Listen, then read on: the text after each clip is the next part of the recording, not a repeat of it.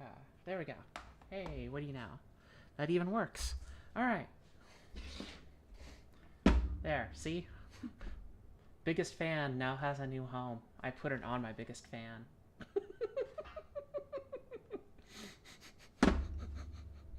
I was thinking of actually putting the green ribbon on this one instead of the blue one, instead of the red one, to match the green filament that's on the end of here. And I decided against it because the red one looked a lot better. So that's what we did instead. Anyways, hello. I'm Socket Wench. This is the Socket Bench, and we're going to work on some switchwire stuff today. First thing we're going to do is we have to tear apart this. This is a Chaotic Lab CNC boron tap. The idea is that you mount the print head on the end of this, and it literally just bumps it onto the ground and breaks this little micro switch. Newer versions have an optical switch. This one just has a micro switch. Now, you might wonder, wait a minute, isn't that a bad idea for a switch wire? And the answer is yes, it is a very bad idea, and you shouldn't do it.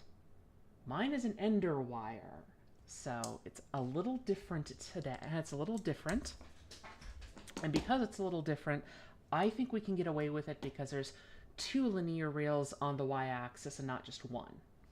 So I think it can work, and I've seen other ender wire people use it.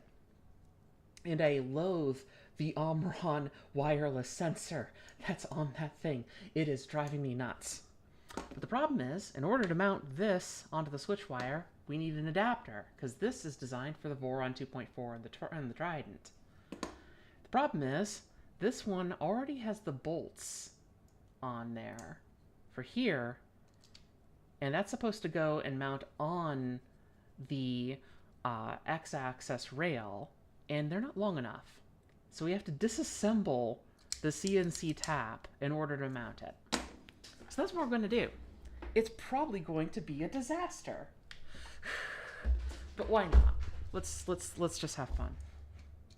As far as I can tell, there's no way to slide it all the way down, obviously, because there's a big there's a physical stop here at the end. So that's not going to work. And I can't get the bolts out by themselves because they literally are hitting the carriage that's on the tiny little section of linear rail that's in there. So there's no way of getting these out without taking the carriage off. So that's what we're going to do. We're going to take the carriage off. Although, maybe I'm wrong. Actually, I might be wrong. I just noticed something.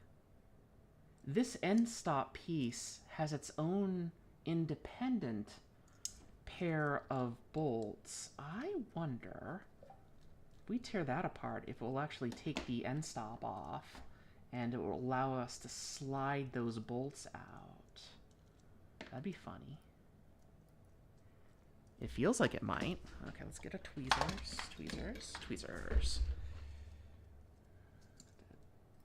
Where are you? There you are. Huh. Yeah, okay. Oh my, yes, that literally is the trick.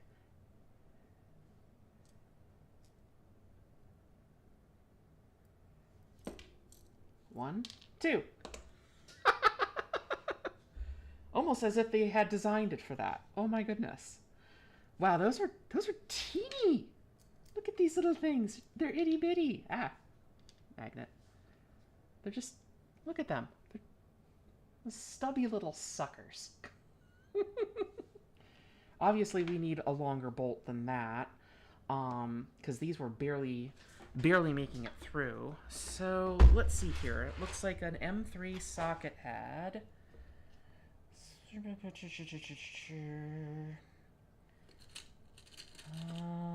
Maybe a 6. Try a 6. And if not, we have 8s.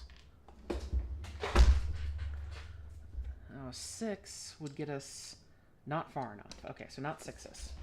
Maybe an 8. An 8 feels about right. So the trick would be how to get the damn thing back in there. Oh, I'm not sure if I might be able to. Might be able to. Looks like that's just surface. Okay, well, let's see if I can slide that off enough to wedge these guys in there. Obviously not with that one. That one is too chunky of a... Let's try this one.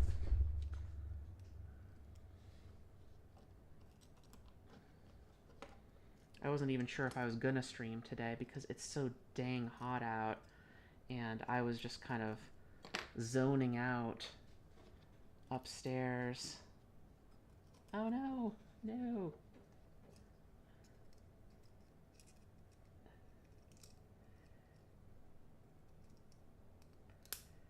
Huh, interesting.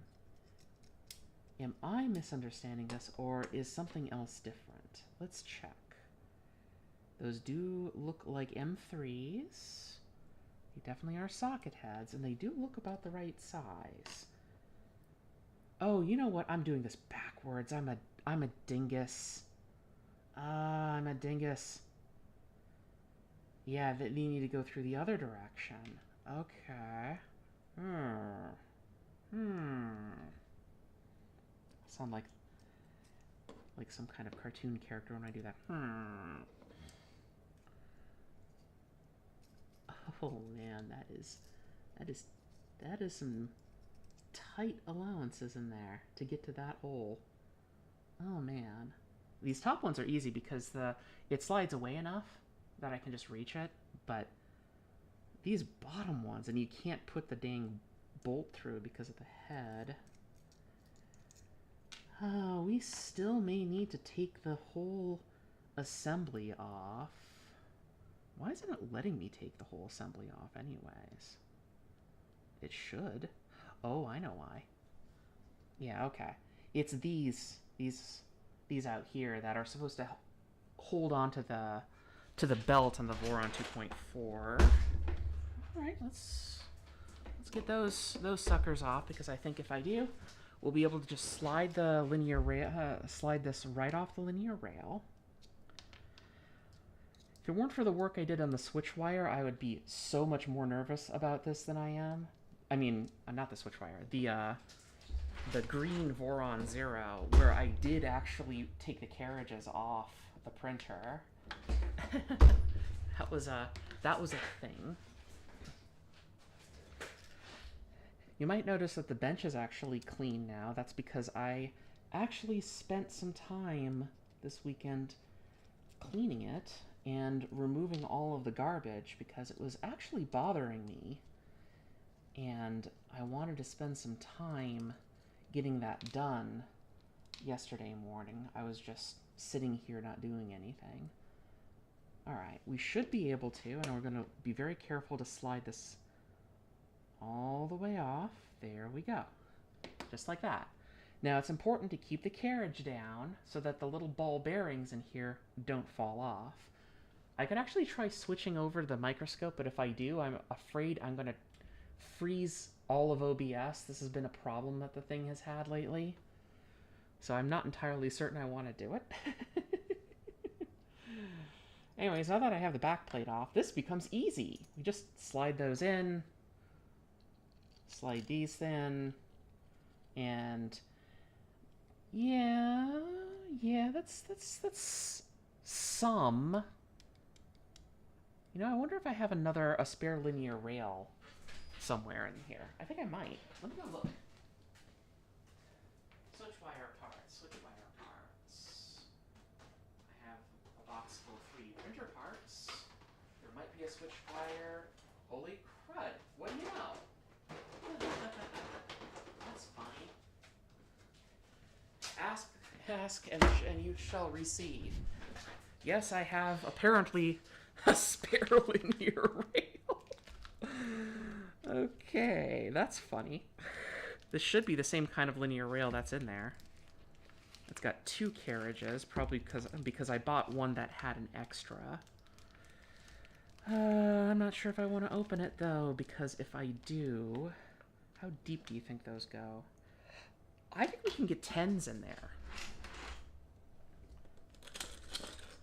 I actually think that we can get M10s in there, but I don't know.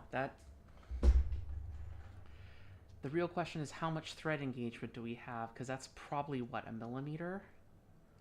And that just does not feel like enough. You know? It feels kind of tiny. But if I go even deeper, I worry that I'm going to do... Well, you know, actually, I think it will work. I mean, the worst that can happen is I'll have to debelt the whole thing. And I suppose I could open this. And get my hands all oily. Because they pack this stuff in, like, really gooey oil.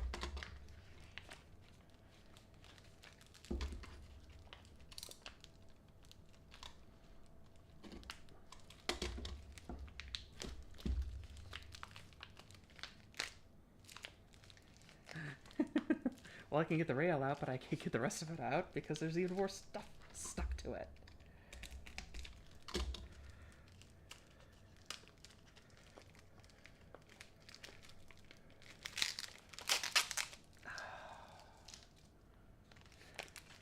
No bench is actually clean forever. That's just ridiculous. It's an urban legend about the myth of the clean bench.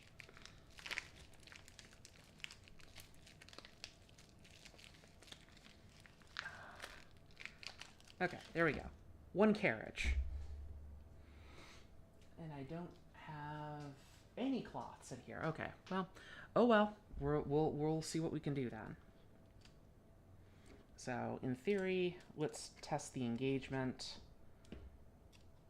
It engages pretty solidly. Yeah. That's not bad at all. I wonder if 10s would be better.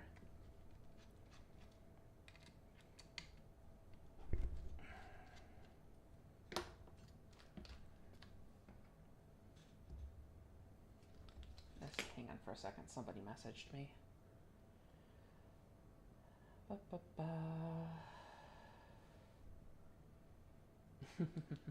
Cat antics. Housemate is having cat antics right now.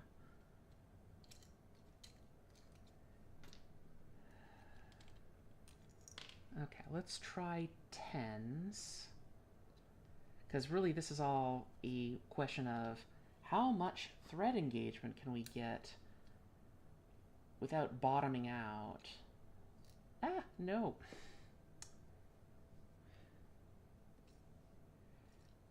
I'm still kind of floored at the last... one of the comments I got on the SMD soldering stream I did a while ago, the hands of steel comment. And then I read an article about how, with proper visual feedback, your fingers, unless if you have muscular control issues, can have up to a 10 micron motion sensitivity. Like, dang. Human hands, I tell you, they're incredible things. Okay, that actually does bolt all the way down. And does it... No, that's fine. That's fine. Okay. The reason why I want to do this is there's a trade-off. And this is something that printer builders kind of know, but a lot of people who don't do nonsense things like this actually don't know, which is with some of these carriages, that's what this thing is. This is a carriage. This is a carriage. This little block thing here, that's a carriage. And this whole assembly is called a linear rail. This is the rail. Is that if you over tighten some of these carriages, it actually clamps down on the rail and makes it really stiff. So there's kind of a weird trade-off in how much force you can apply to it and still get away with it. So let's do a whole test here. We're just going to assemble the all of our bolts. You know, I actually don't really like the fact that technically these are screws. See, I don't know what it is, but in my mind, if it has a pointy end, it has a screw. But that's not the technical definition, and it always bothers me that that's not what the technical definition is. I don't know why. I always like calling these bolts. No, that works just fine. Yeah. Alright, alright, alright. Enough playing with your carriage. So 10s. We'll put 10s on there. I actually bought this Voron tap, like, probably 2 years ago. It's just been sitting in the shop while I get back to it. It's like, oh, I'll get back to you. I'll get back to you, I promise. Really? Alright. Now the fun part. No, I have an idea. I have an idea. We'll just use some nuts to secure these down temporarily. And that will keep them from flopping around in there while we affix this without inverting this, this carriage. Now the good news is I can see from here that this carriage actually has, and you can barely tell from there. Oh, should I turn on the microscope? If I turn on the microscope and it completely freezes the stream, I will be so upset. Because it usually will. It's done it before, and I'm not sure if I want to risk it. But on the carriage, you can barely see that there's this bar here. Let me see if I can bring that closer to you. Okay, so here's the ball bearings, and you see there's this bar. That's a spring. Now that spring is a retention spring that keeps the ball bearings inside the carriage. Otherwise they fall all over the place. So you technically don't need to worry about lubricating that. We could, does it have a port? They usually have a little port on the ends. Yeah, it has a port. I think I could even get to it afterwards. So we'll leave that be.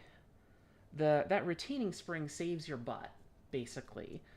If it has a retaining spring, you basically can be ginger with it instead of paranoid taking it apart.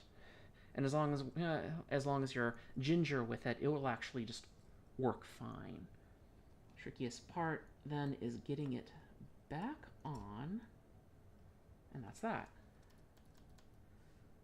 All right, now in order to retain that, we have to put this assembly back in there, and it's got two little holes, and my guess is that I think the magnet stays in there constrained.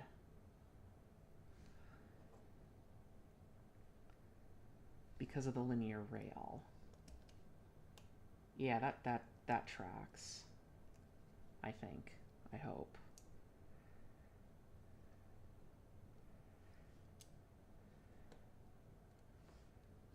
Okay, let's try putting that in there.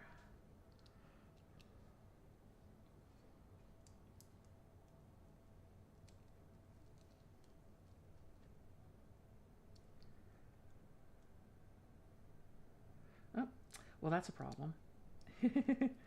I tried putting it on the outside. That's not going to work.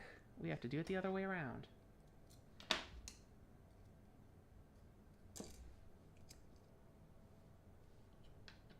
Okay, where'd the magnet go?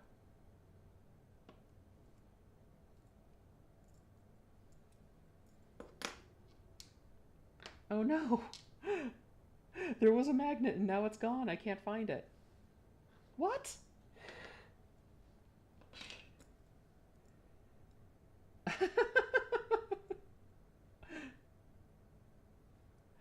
Okay. It's not in there. What happened to it?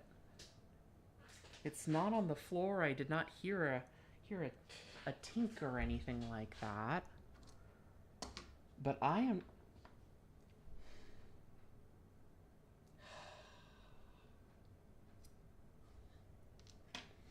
Even with a clean bench, I can't find things.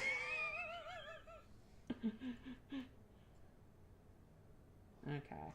Slide that through the little window.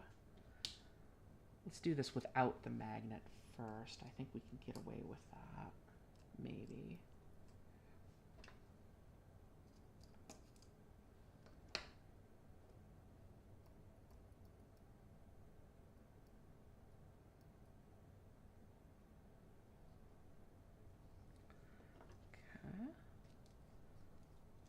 Nope, that was feeling like it was cross-threading.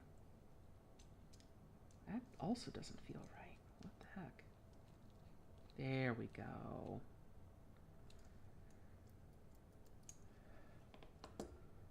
Alright, next one.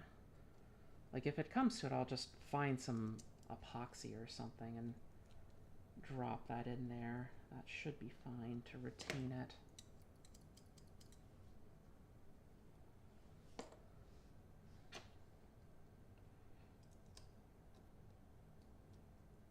Seriously? Come on.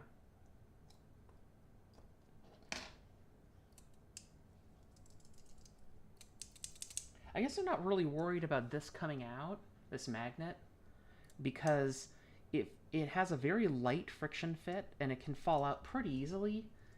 However, this is also the back. This is the mounting surface, so it gets completely constrained by that once it's mounted. Well, we did it. All right.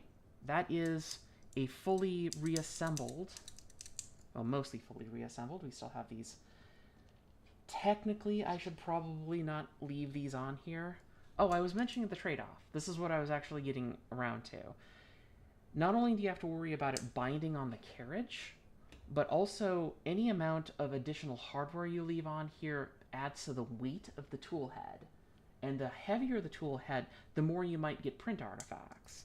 So you want to be careful with that. And this is why I'm debating on whether or not I want to leave these on here, because these, I do not have a home anywhere else, yet if I were to leave them off, I wouldn't know where to put them. Like, the hardware is not hard, but these little metal nuts, those are so easy and so unique to lose that I am very, very reluctant to move them off of this thing. And the switch wire doesn't use these to retain the belts. On the 2.4 and on the Trident, it actually retains the belts here. But on the switch wire, it's 90 degrees. You can see that this one has that same kind of 2-slot thingamajig here. Yeah, that's where it actually retains it. Okay, well that was only mildly harrowing, so we did a pretty good job there. Let's just get this back together, and then we'll worry about the next step. Okay. And yeah, the nuts are still on there, but you know.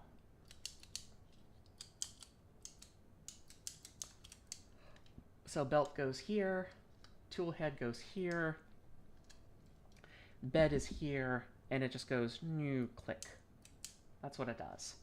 That's the whole idea behind the Voron top, is we have this, we're using gravity to our advantage here. And there's a teeny tiny little PCB with a teeny tiny micro switch on it. And if I'm not mistaken, that whole thing is 5 volts. Because there's a very small LED on it. So whenever I wire this up, I have to be careful to make sure that this is set to 5 volts instead of anything else. Fun. Okay. Anyways, that's enough of that. We do not need this hardware anymore. These are 8s. How much do you want to bet those are 4s? They look like 4s. They are 4s. Okay, so that goes into the 4 bin. Okay. And we don't need this tool anymore because that one's for a very small thing. The next thing that would be nice to do would probably be to put the threaded inserts, and I'm pretty sure these are where the threaded inserts are. There's only, looks like 3 of them. So we don't need that many threaded inserts.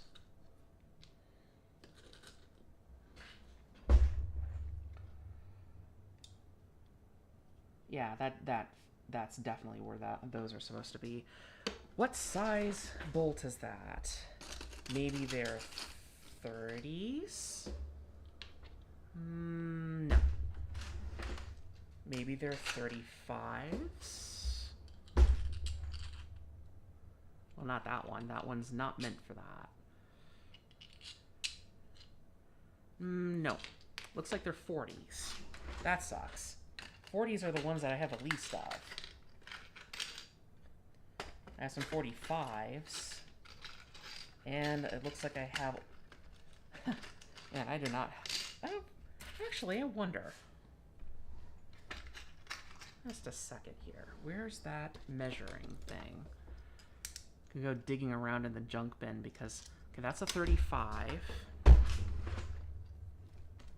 There might be some 40s. Can you believe this was empty when I started cleaning the bench? That's a 35. That's a 40. That looks like a 40. Okay. Is it? Yep. Perfecto. Okay, so that's a 40. Ah, no, come back here. We need you. 35. 35. Definitely not 35. That's also 35. Ah, another 35. That's also a 35. That's a 40, but it's a button head, not a socket head. I may have to use button heads on this. That's not great, but I'll live. I thought I had more of those. No, I don't. Nope. Nope. All of those look even weirder than anything in here. I bet that's another 35. How much do you want to bet? Yep.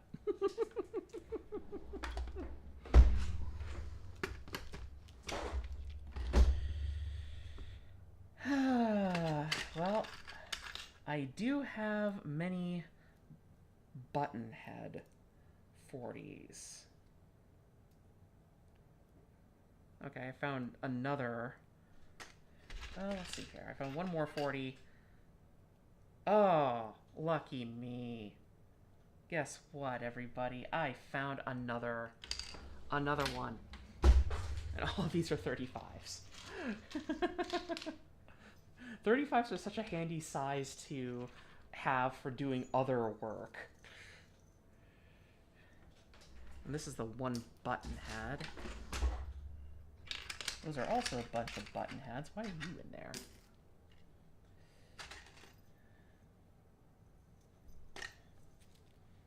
But 35s are a really handy size for extraction because they're just the right size for it. They're further enough away from the hot insert in order to actually put them back into, in order to pull one of these out of a print before you recycle it. Okay. We need, not that one. I think it's that one.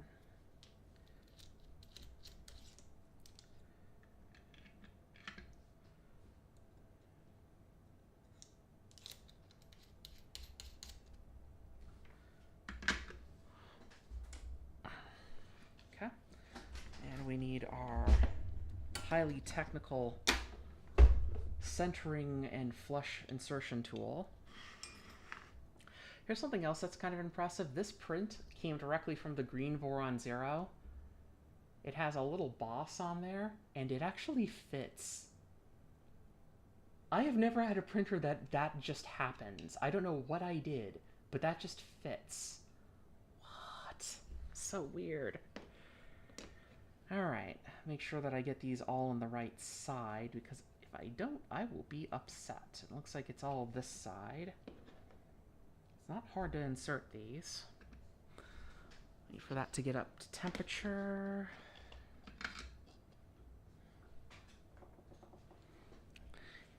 That glue needs a home.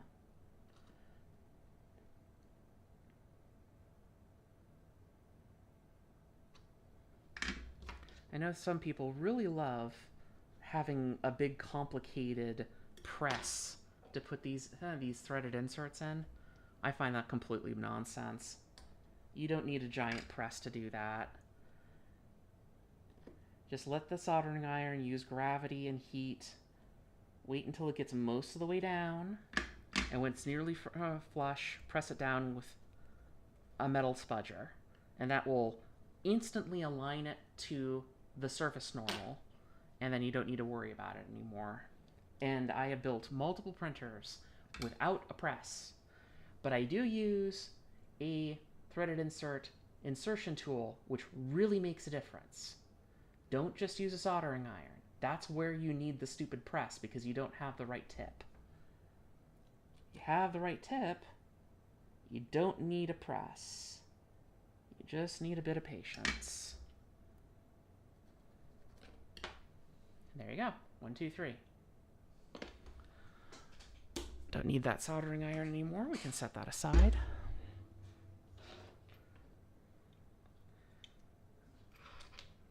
It should just be a matter of threading these through. I bet that's not big enough. Oh, it is. What do you know? There you go. And these bolts just hold the adapter together nice and flush. That's great.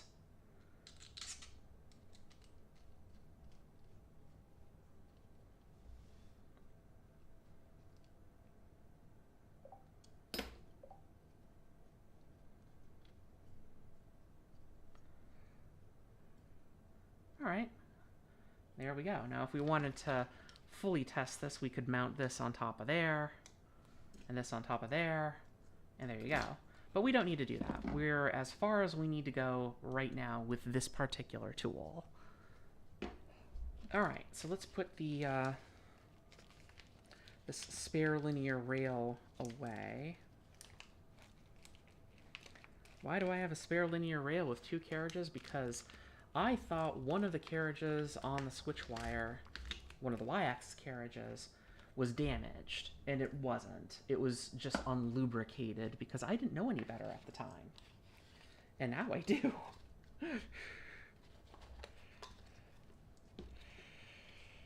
Alright, so we just need to put this back in its little happy home.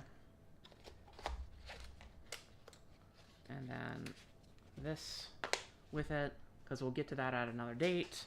And then we can start cleaning off the rest of the bench, because we should probably bring the actual switch wire over here and start working on it, because there's so much work to do on it. Let's put this away first.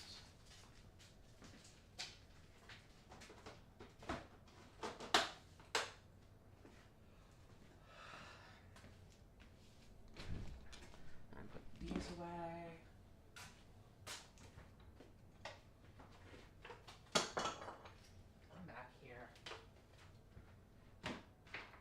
Those parts because I got better printed parts.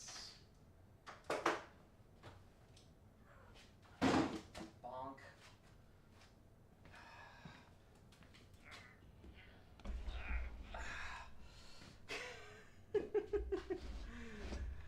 The switch wire.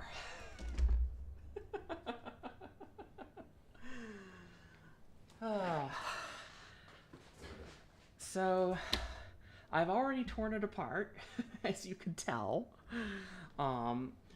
The case has already been removed. The umbilical is completely removed, so that's already been removed. And I've undone some of the wiring in the case. Now, the problem is there isn't a good way for me to film the case work without me setting up another camera. So we're not going to do that today. Let's take the head off and work on that instead. Because that we actually can do stuff with.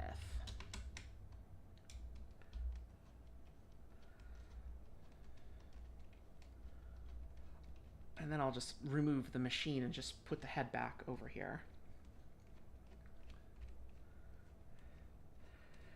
But this printer did work fairly well when I first built it. However, it always had a few annoying problems, and one of the problems that it developed is that the umbilical would lose connection, and that was my own damn fault. That was a learning experience, and I am still learning it because I have to fix it now. The problem is that the best heat-resistant insulation that you can get for a lot of wire is silicone, because it can go up to 200 C. What's the problem with that? Silicone is very sticky. It grabs onto itself a lot. What is a printer head umbilical? A lot of wires next to each other. So subsequently, the motion of the head meant that the wires would actually rub against each other, sticking with high enough friction to unhook themselves from the connector, thus creating a large number of failed prints. And sometimes I could whack it back into operation and it would be fine, but other times it was like, no, nope, nope, nope, we're just not going to work today. And after the last failed print, I just kind of threw my hands up and went, you know what, we need to fix this. There's no way to not fix this. So the only way to do that would be to tear the whole printer apart. And if I'm going to tear the whole printer apart, I want to fix the other problems that this printer has. There we go. So there's the Stealth Burner front panel assembly. We're going to have to replace this PCB. We shouldn't have to replace the wiring for the fans or the lights. I think that the PCB in the Nighthawk is essentially the same, but we'll find out. Now we need to get the rest of this off of here. And if I remember correctly, this bottom assembly just comes right out. And what I really want to do is remove it from the carriage. And I'm trying to remember how that happens. Feels like... Is it really only held on by 2? That would be ridiculous. I mean, it's possible, but it sounds ridiculous that it would be. Also, what is fixing the top on there? I can't remember. I'm pretty sure it's probably one of these screws that are nearly at the front. Not that one. Maybe those two. I probably should look up the instructions for that to see what it is. And again, it might not matter. Okay, let's look up the instructions. Have to actually search that. Which is a little bit harder on this weird keyboard. Yes,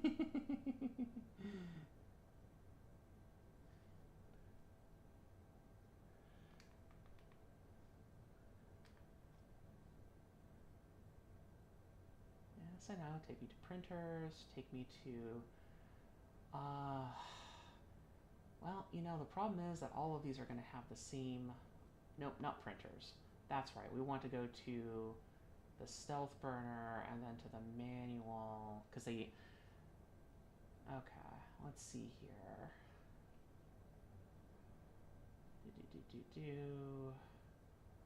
Nope. How does it just mount on there?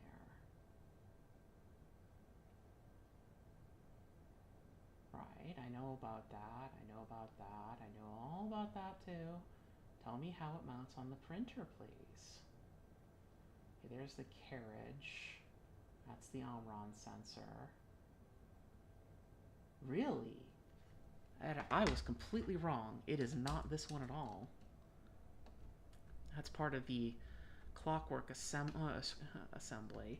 It's actually... Are you serious? There's like a little tiny bolt inside of there? Really?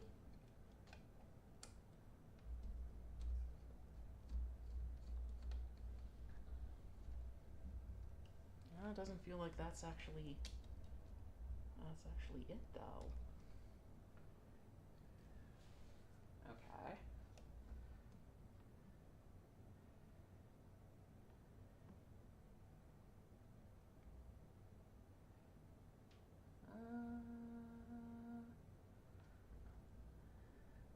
Oh, yeah, I see what you mean. It's that was really in there. Okay.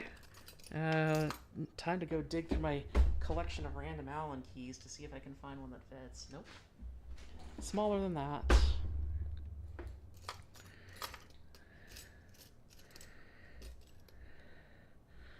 Maybe this one?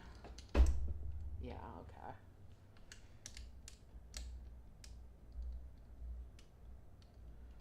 And that should take this off from the carrier. Crud.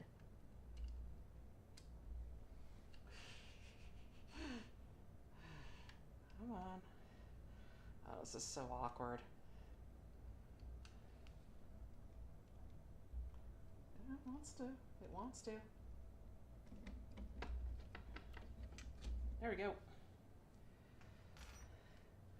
Who would have guessed you read the manual and it tells you things? Okay, let's get a... This is that Omron sensor. I hate that Omron sensor so much. It has been such a pain in the butt. And this is the main power connection to what? Oh, I bet that's for... Oh yeah, there's an end stop up there. Okay. Alright, whatever. Here we go. There we are. We're now headless. Ah!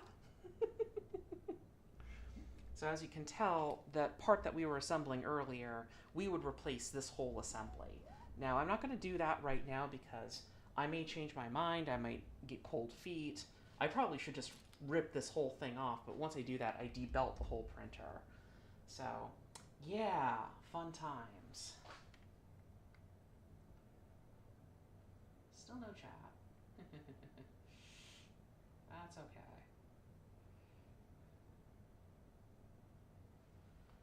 I'm just chilling anyways. All right, let's get the printer off of here because we're not going to be working with all of that just yet.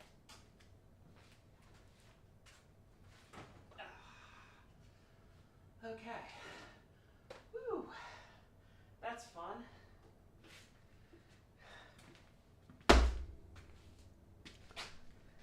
Can you imagine that I also bought this like over a year ago? All right, so here is our tool head without the mount. And see that there's a front panel, there's the extruder assembly, and then there's the hot end assembly. So to get rid of the hot end assembly, we're going to have to disconnect these. That came out very easily. I'm kind of shocked, actually. This is not going to get modified. We still are going to stick with a Revo because that's what every other printer I have uses. And there's no reason to change it. It's a perfectly acceptable hot end. It does the job. All right, we're not going to change the motor, but we are going to change the PCB board, and that's going to be its own kettle of fun. Also, I didn't get that bolt all the way out. Or this one. Do they want to come out? No? Okay. It's okay. You don't have to come out right now. We'll just wait for you. We all know it. It's not a secret.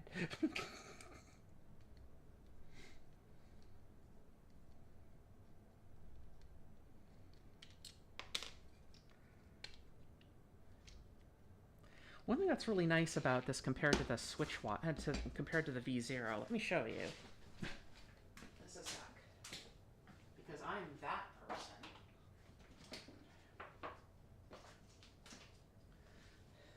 And I can just pull a Voron Zero tool head right off of the shelf because I have one. I have two, actually.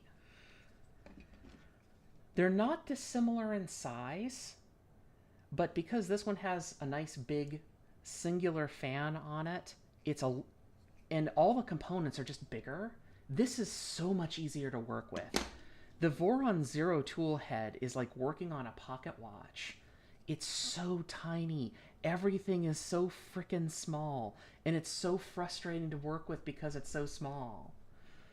There's a reason why on the last 2 Voron Zero builds I didn't use the mini stealth burner. I just couldn't anymore. I got burned out trying to get this silly thing to work the way that it's supposed to, and it does work, but the fans always had problems because these are teeny tiny little fans with teeny tiny little wires, and I just didn't want to have to troubleshoot it. So I stopped doing that, and I started using a dragon burner with a mini Sherpa on it, and it works great.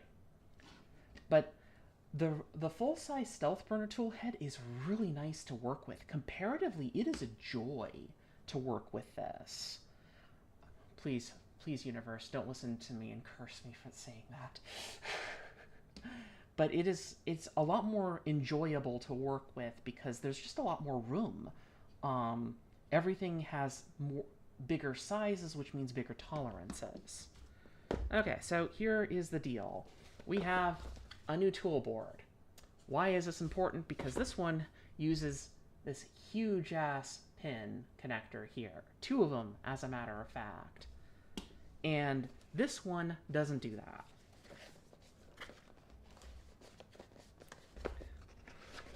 Also, I think my headset's running out of power. So let's take a second here. We're going to pause.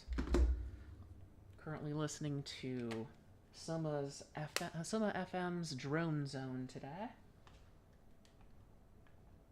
Looks like the keyboard is finally fully charged, so let's plug the headset back in. And resume the music. Okay, we don't need this anymore. Goodbye.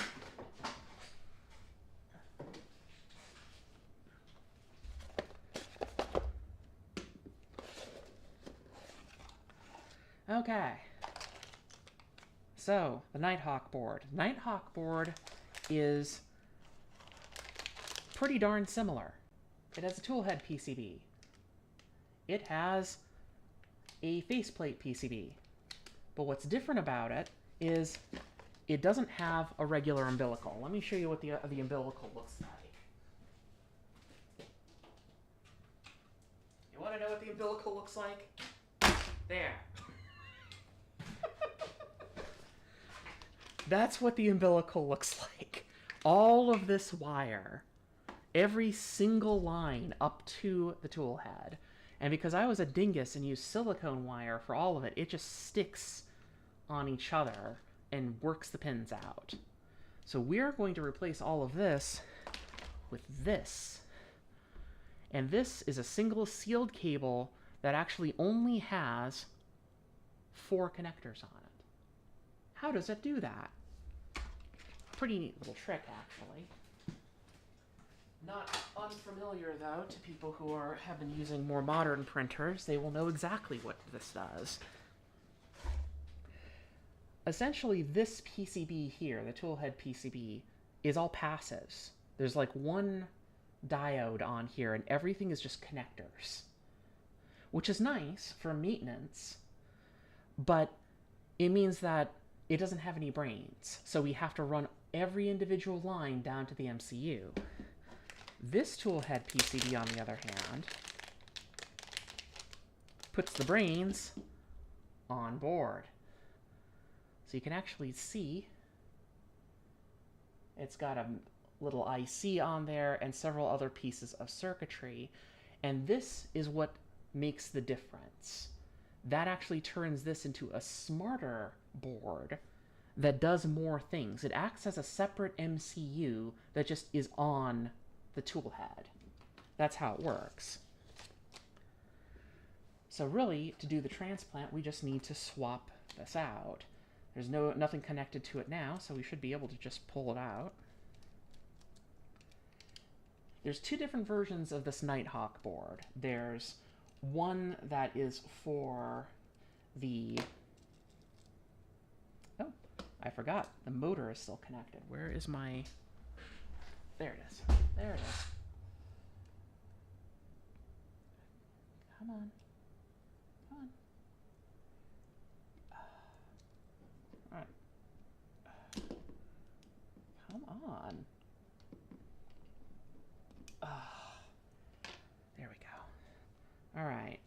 there's a little adapter print there that we need to modify. Oh, we need to recycle too. But yeah, this same board goes in here. Same footprint. You can actually see how similar they are. See? They almost look exactly the same, but this one's just all passives, and this one has a lot more active circuitry on it. And immediately the retro vintage computer person in me looks at that electrolytic and goes, oh no. Oh no. I'm sure it'll be fine. If this thing were printing for 40 years, it might not be fine. I don't think it's going to last that long. Then again, I'm not sure if as a species we're going to last that long either. Okay, so this little opening goes up. Okay. Okay, come on. Kind of excited to see tonight's Monstrodon. It is Wolven 1981. I have not seen it, but I've heard that it is surprisingly good. And I'm not above mocking a good film. I will mock a good film, but I also will appreciate a bad film too. Statler and Waldorf do not discriminate. All movies are made for making fun of. All of them.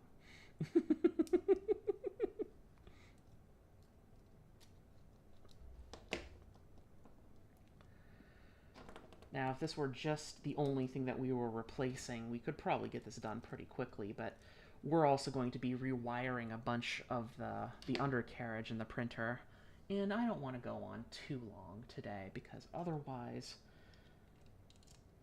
it's going to get awfully late, and I'm going to start, and my housemate will wonder where I've been, and all of that.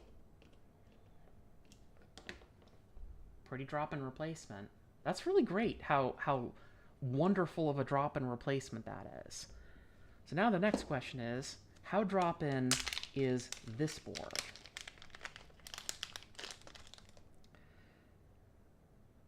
Wow.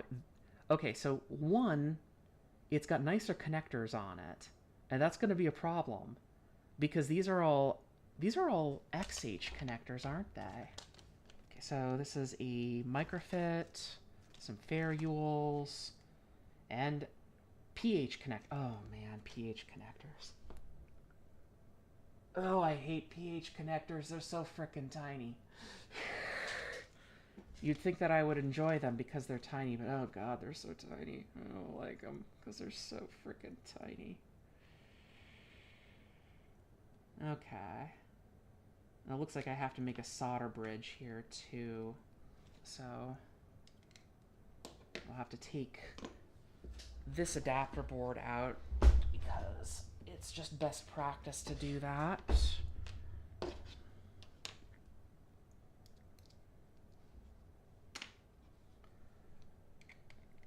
It's a pity because I really like how squished down all the wires have gotten.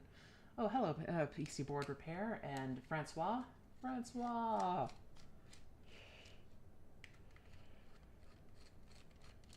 I think I actually have to do a solder bridge on this one in order to get this board to work. I think. Here's another thing that's really weird. This PCB uses DuPont connectors, of all things, on something which comparatively moves, and it's been fine because it's like fully constrained inside of this enclosure, but it's really weird.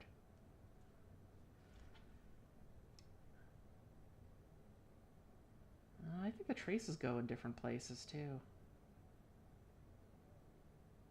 So we'll probably have to repin everything. Suck. Okay, that's the NeoPixels. That's the fan. There's only so many things in this. There's two feds and 2 NeoPixels. 3 NeoPixels. So it's not like we have to worry too much about the wiring. Do I need to make a solder bridge there or not? Because it's got these little pads. It's got these little pads on there. Focus. Focus. Come on. Focus. It's got these little pads on there, which say 24 volt VRF and 5 volt. Now all of this is 24 volt. Although not this one. One of the NeoPixel line isn't. Where does the NeoPixels connect in here anyways? You'd think... You know, this is going to be one of those time to look up the manual, isn't it? Yeah. Anyways, so as I was saying about the umbilical, this side connects to this board and runs pretty much the whole thing. Oh, don't tell me. Oh, you jerks. I'll have to repin the motor too. They used an XH on the motor connector instead of a PH. And this one used a PH. Oh! I have to repin everything. I mean, there's a good enough service loop on this motor that it's not a big deal, but it's kind of funny how that's going to be a problem. Okay. That's going to be also a problem because that's 24 volts, and the PCB that I have, I believe, is 5. I could be wrong about that, but I'm almost certain it is. I wonder if I should find another Voron tap, or if I can hack my way around that. There might be a 5 volt port, 5 volt reference on here somewhere where I can steal the power from.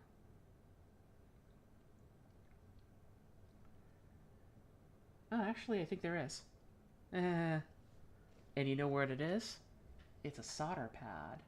There's some solder pads under here. And if I look at them... Oh, you can't see what I'm going to do here, but I can. I see ground, and I see 3.3 volts. Unless if there's like a direct NeoPixel line somewhere on here.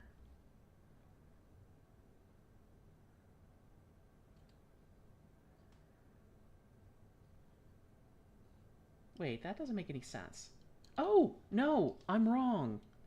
The motor connector's on the back, but it's still... The motor connector's on the back, so you can actually see it's right in the same spot as the other connector right here. But it's also, yeah, it's an XH, not a PH. You can see the difference. So I'll have to repin the motor. That sucks. Repinning the motor is always a pain in the butt because it has these thin PTFE wires on them. And I'm always worried I'm just going to completely destroy them when I do that. There's a 5 volt pin here. So I wonder if there's a way... I wonder what that is for then. Is that for like another motor, another switch? Man, I don't know. It says X, Y, 5 volts and ground. So what I think I might have to do for the Voron tap, because I have a Voron tap version 1 which needs 5 volts, if I remember correctly, I'm going to have to take the sensor pin from here and then make another header pin for here that just steals the 5 volts. And ground is ground, no matter where it goes. So if I do that, it should actually power that up fine. Or I could find some way of getting the power from it. Okay. I guess I should probably open the manual for...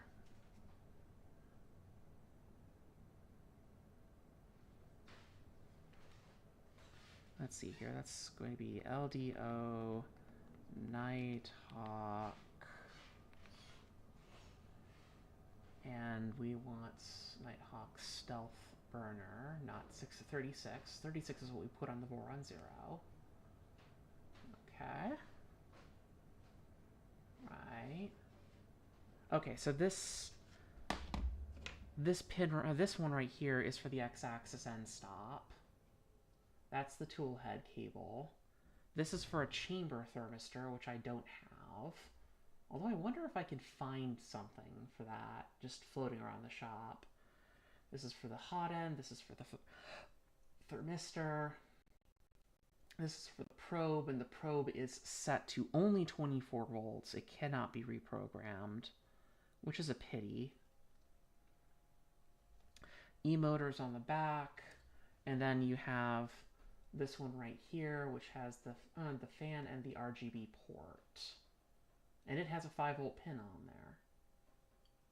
Okay, so we only have to worry about the tap sensor if we want to replace the tap sensor.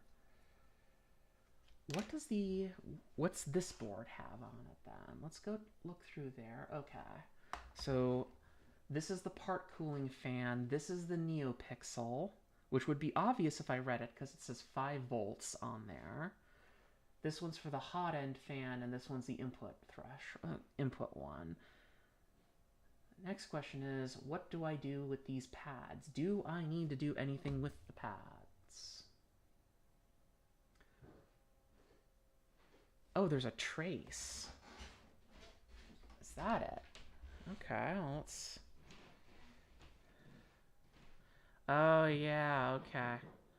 So in between the 24 volt and 5 volt and at HREF lines is a very tiny trace underneath the soldering mask. You would cut that and then bridge over to 5 volts, and they leave you a courtesy pad to change it back. So we don't have to do anything to this board. It's fine. Cool. Okay, so we just need to repin everything, and then we can actually be done with this, in theory. Okay, let's see here. This is the part cooling fan, which should be you. You're the PCF. And it has plus minus an A2 for some weird reason. One nice thing about the Nighthawk kit is they actually include like all of the hardware too. Like they give you the screws, which is really nice of them. You don't need them. Like I don't need them, but they give them to you. And they give you the cables, they give you everything else that you'd need in order to run this. So we would need to repin this fan, and this one's fairly easy to repin. It has these DuPont connectors on them. Maybe I should try switching over to the microscope and actually letting you in on this. What's the worst that can happen? What the worst that can happen is that I think that I closed the the studio tab, because I don't see it anymore, and I don't even know if I'm going anymore. That's funny. Am I still live? It says I'm still alive, so okay, cool. Makes sense that it would. Okay. Let's see what happens if I try to change my scene collection back to the bench cam. Oh, we got lucky. Oh, we got lucky. It still works. Okay. Cool.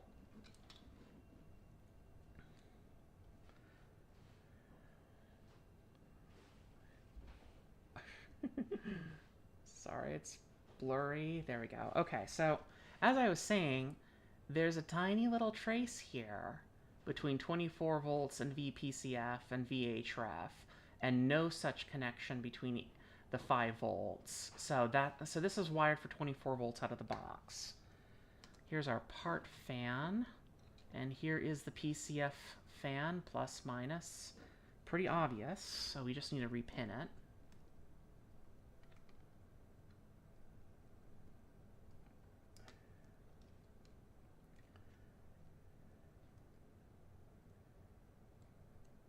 Come on. Arr.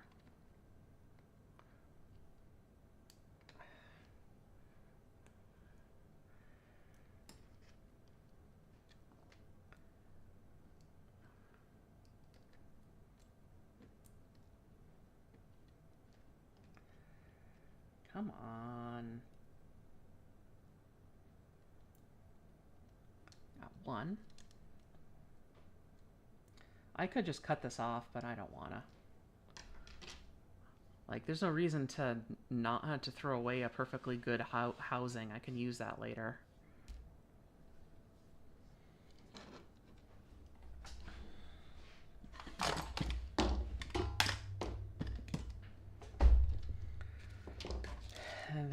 And they gave us these pH connectors.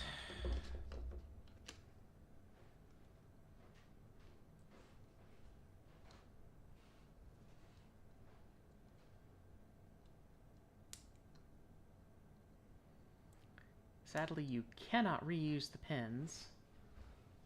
All right.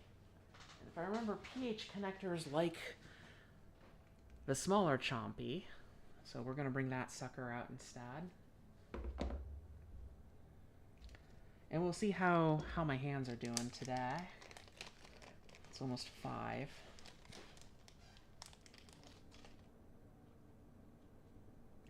And why would you make this a pH connector? There's plenty of room. You could have made it an XH. Everyone would have been happy. But no, you wanted to make it a pH connector and make people suffer.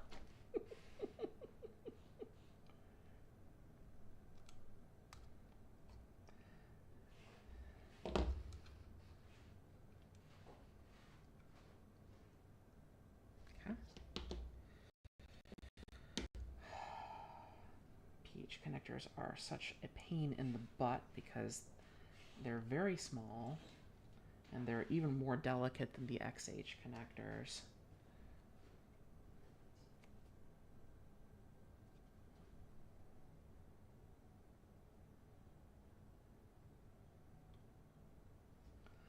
Also, this one doesn't ratchet, which makes it a little bit more dangerous for me to assemble things.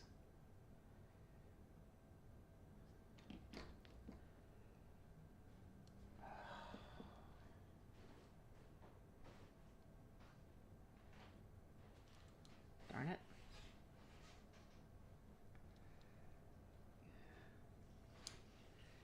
See what I mean? It's so frustrating. There's a few different techniques of putting this on here. We can try the other one. Let's try sliding it on connector first. Usually that doesn't work very well for me.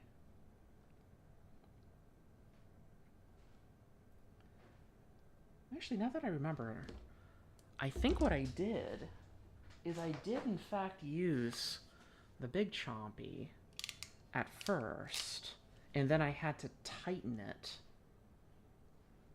So maybe that would work.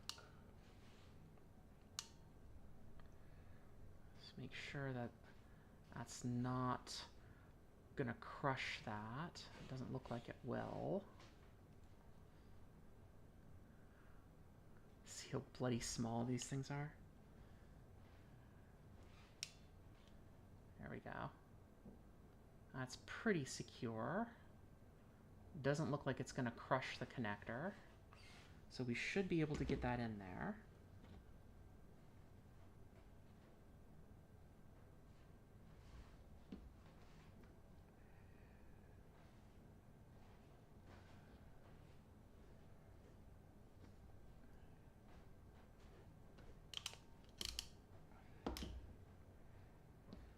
And then, once we get once, we need to go at it a second time.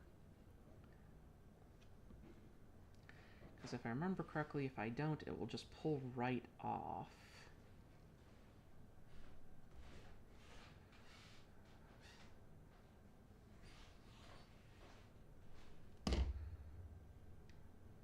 Yeah, there we go.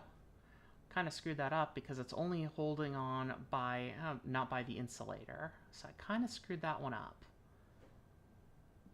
I'm not going to redo it though, because I don't think that this is going to be subject to any motion. Because again, this is inside of the non-moving part of the tool head. The whole tool head moves with it, so we're not going to worry about that.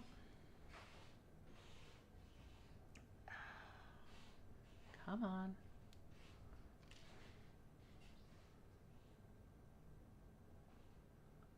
What are you working on, Francois?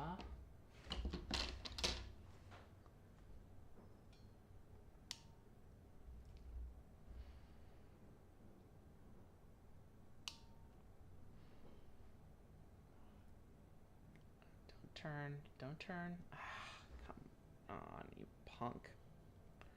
Ugh.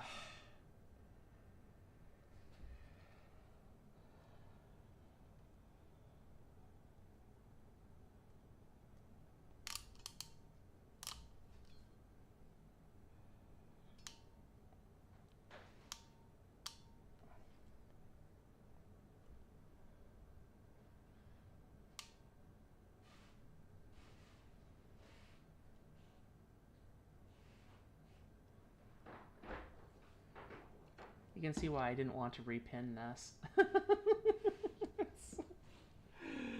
Oh.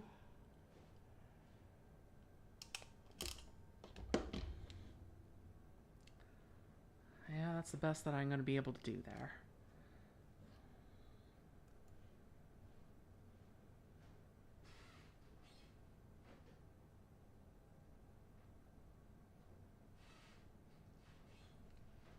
Darn it. Damn.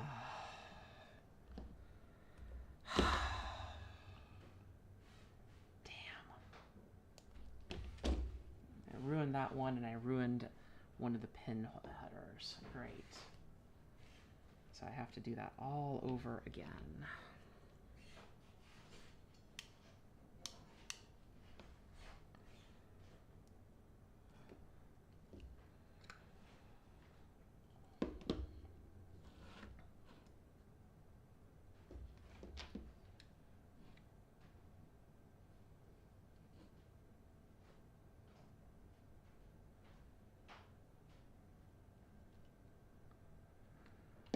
You aren't behaving. Come on.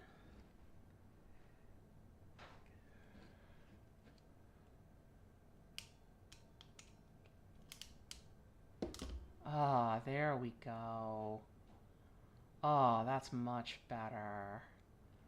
That's a nice, tight, secure connection. You can see that the bottom of the connector is right around the insulation, so that should be fine. Whew. That is an ordeal, I'm telling you. Okay, so it needs to go into the PCF, and if I remember correctly, negative goes, so if I remember correctly, the little dealy goes that way, and we want to make sure that it's in this way because the slot needs to fit that boss, which means I think it goes this way. No? Nope, I'm wrong. It's upside down. Right. There's a little barb on the end, which you can barely see, and that has to go where this top gate is. So it's actually this way. Just like that.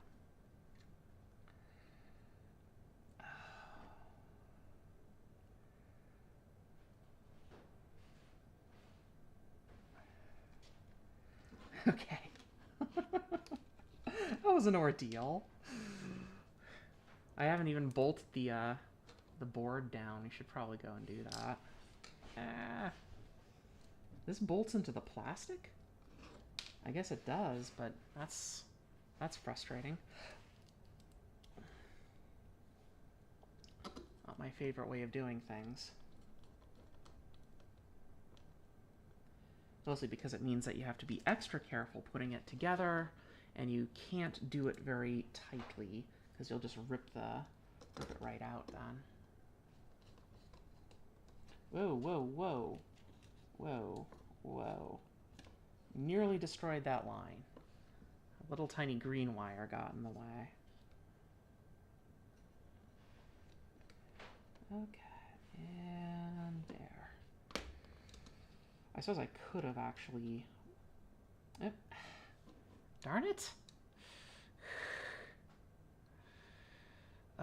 pH connectors, I tell you. So not fun. So not fun.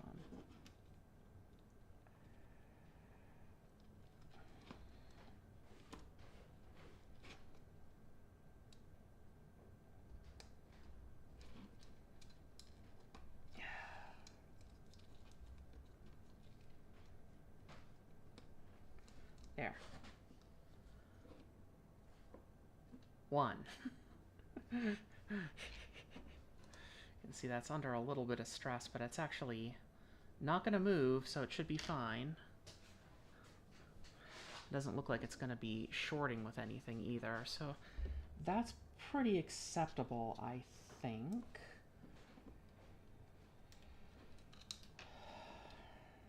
These ones are long on purpose, and I'm wondering how I'm going to de-longen them.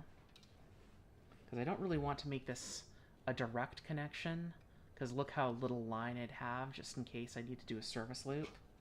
I want to do a service loop. So what I'd like to do is round it around like that if I could.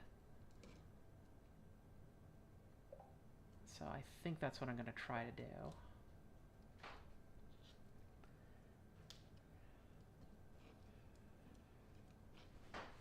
Alright, well, we depin this one too.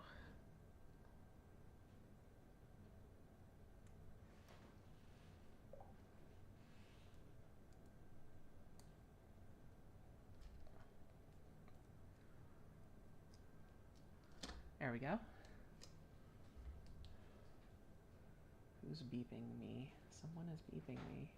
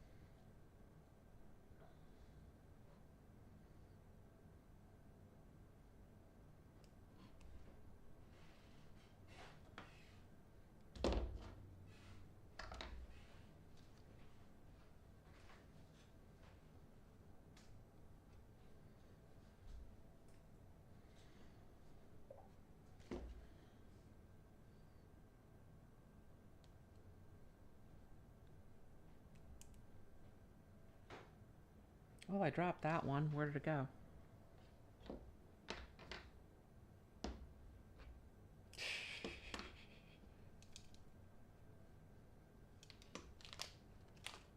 Well, wherever it went, it's on an adventure now, because I can't find it. I'll later find it stuck to something, I bet.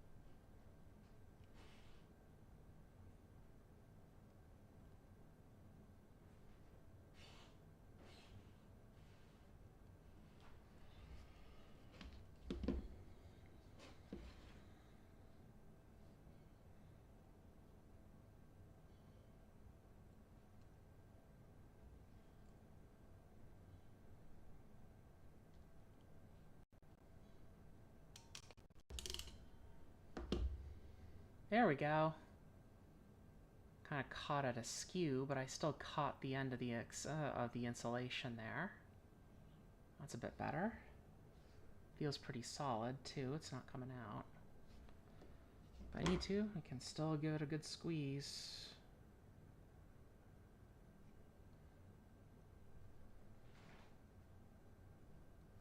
Don't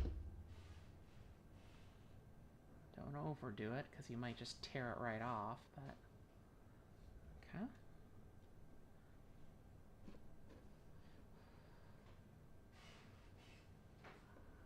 Okay.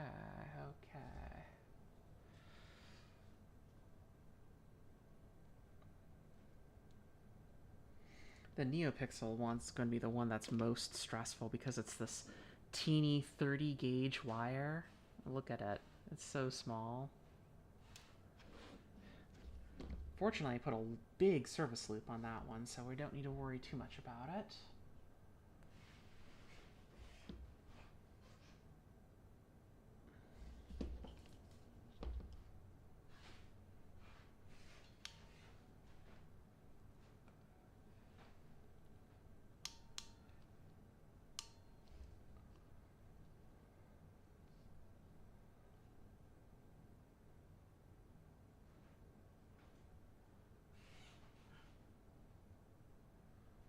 Are you working on a haiku DVD? Is that what you're doing?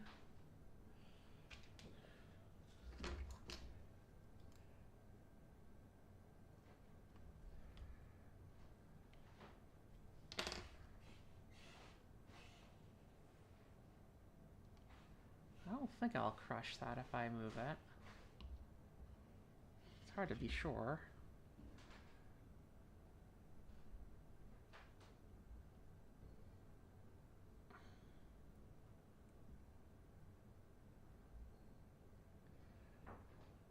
Oh yeah, okay. There's a gap there. That's awfully small. I mentioned how much I don't like pH connectors, because they're just such a pain in the butt to work with. They're so dang small.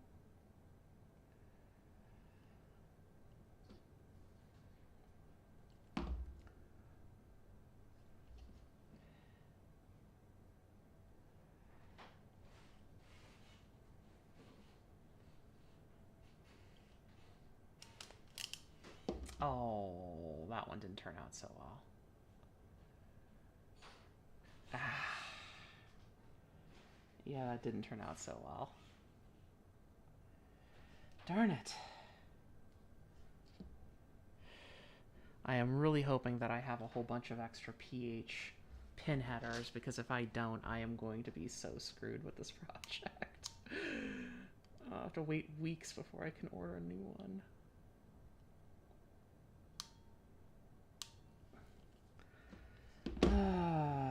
Okay, we try again.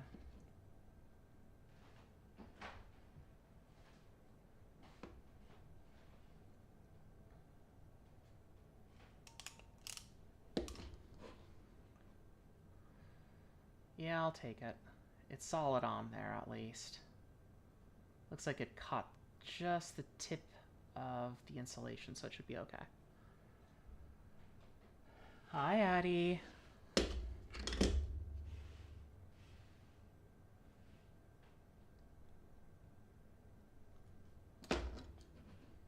Okay.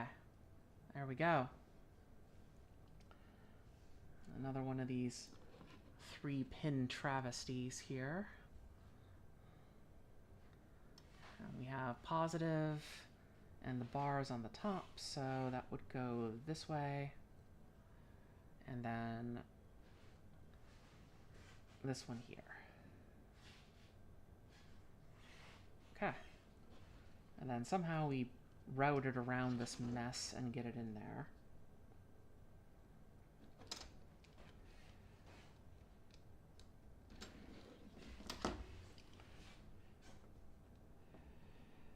See, this is why the DuPont connectors were nice, because you could register them against the PCB and then just slide them in and it was fine. The positioning was a little weird, but it also encouraged you to use a service loop. But here it's just like, No. And all the connectors are so tiny.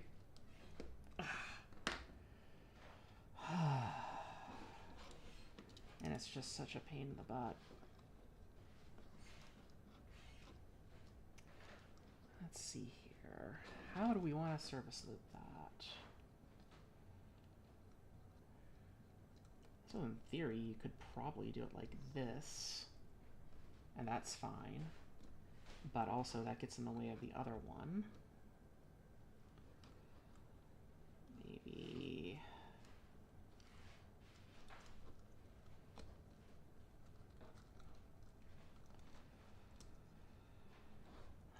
maybe this way. I don't know. We'll figure it out. Let's just push that to the side, because now we have the real bastard, which is going to be this one and the tiny frickin' wires.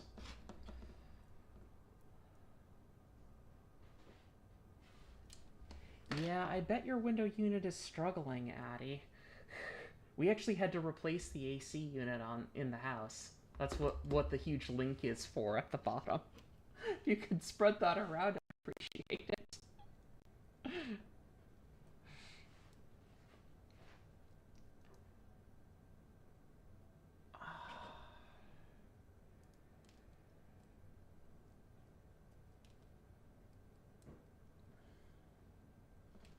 There we go.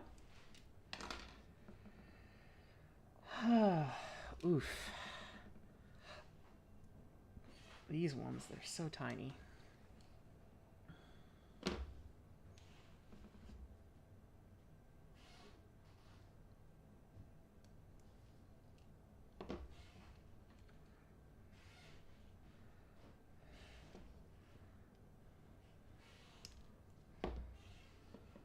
I do have that portable unit, Addie, if you want to come by and borrow it.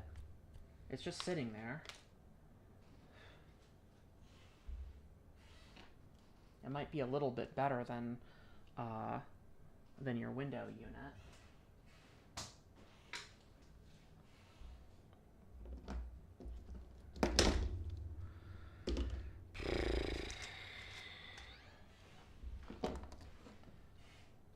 Yeah, I'm down to the exact number of pins I should, in theory, even have on this. In fact, I think... No, nope, I'm going to be out. And there goes my headset again. Usually, by the time I run out of two headset charges, I'm actually going to be like, okay, we should be done for the day.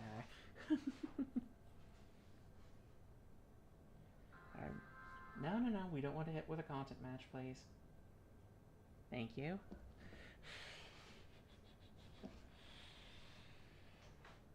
Okay. 7:15. Still plenty. Still a bit of time left. See what I mean about this stupid little wire?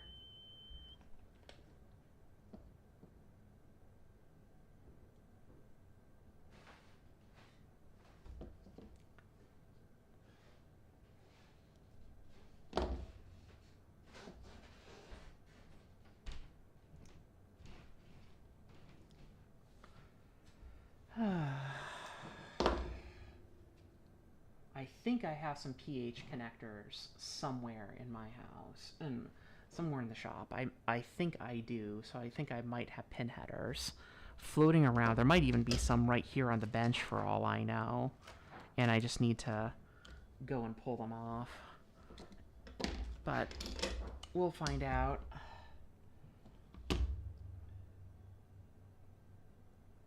Because I think I'm beginning to get tired, and I would just like to get these 3 things repinned before I actually call it quits for the day. What's the pinout on that anyways? It's 5-volt, ground, and LED. Okay, so...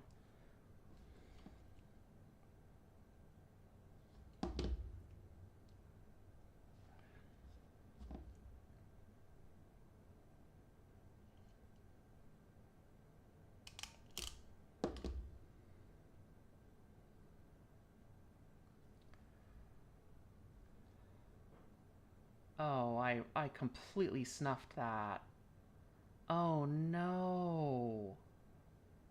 Oh, look at that. That's terrible. So this first half is supposed to go around the insulator. The second half is supposed to go around the wire, and you can see the insulator goes all the way through. So I snuffed it. Darn it. Arrgh.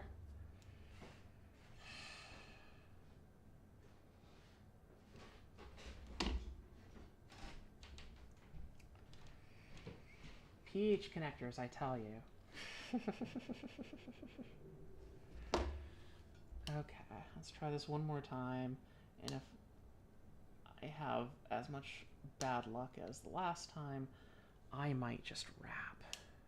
Because I'm getting tired and it is definitely frustrating to deal with.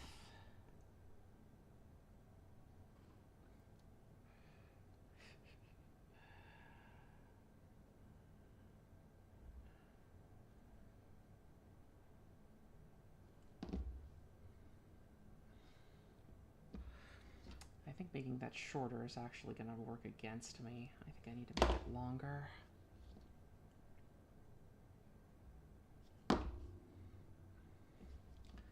.30 gauge wires and pH connectors. Yeah, this is great. I love this. This is a wonderful time. Oh, it didn't even stay on.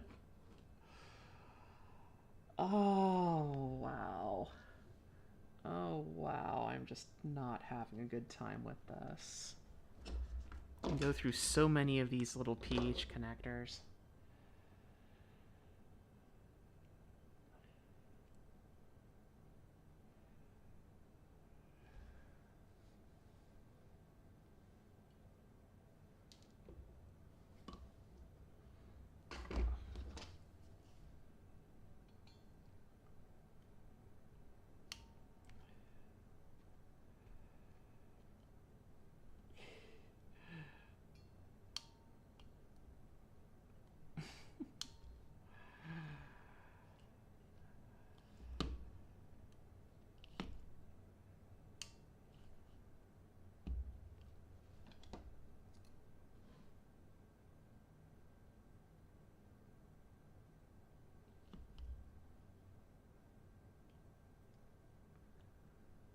Oh, I'm gonna crush that one.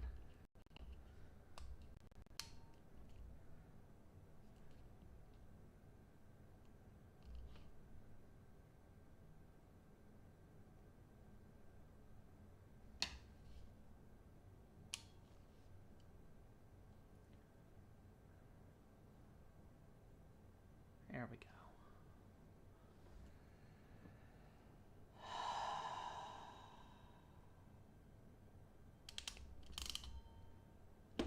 And I snuffed it again. Okay.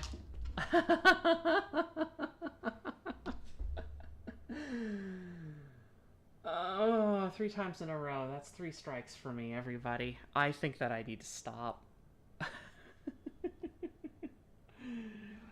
Oh, I hate pH connectors so much. They are such a pain in the butt. They're so small and so difficult.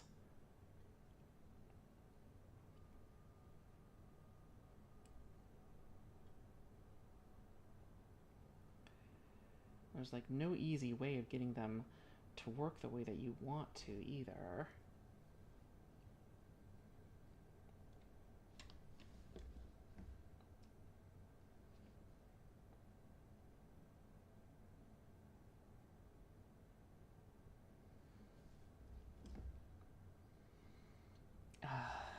One more time. One more time.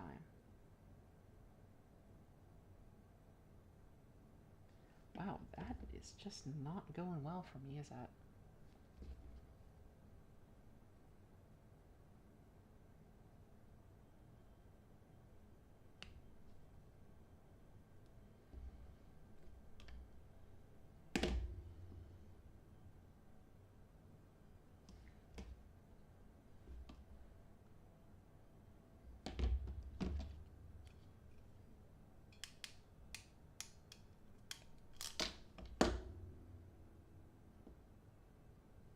How do we do this time? Did we get it? Oh, I think we got it. Yes, we got it. Oh!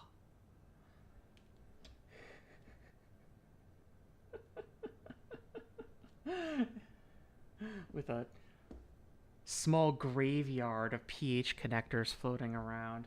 What I should do is, instead of detaching this one, I should dig around to see if I can find more of those. That's an XH. Those are DuPonts. Those are more XH connectors. If I have any pH connectors, they're going to be in a weird spot because I don't use them very often.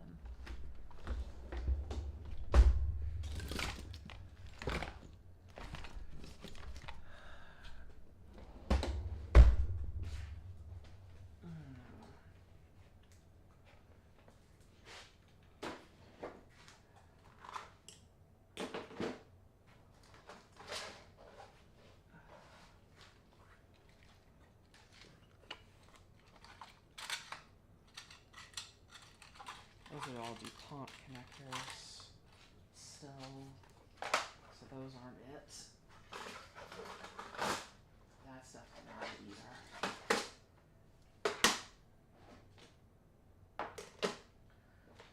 Okay.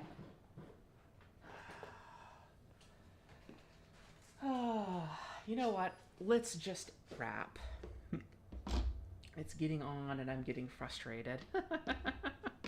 We will continue with the toolhead rebuild next weekend if we don't all burn up.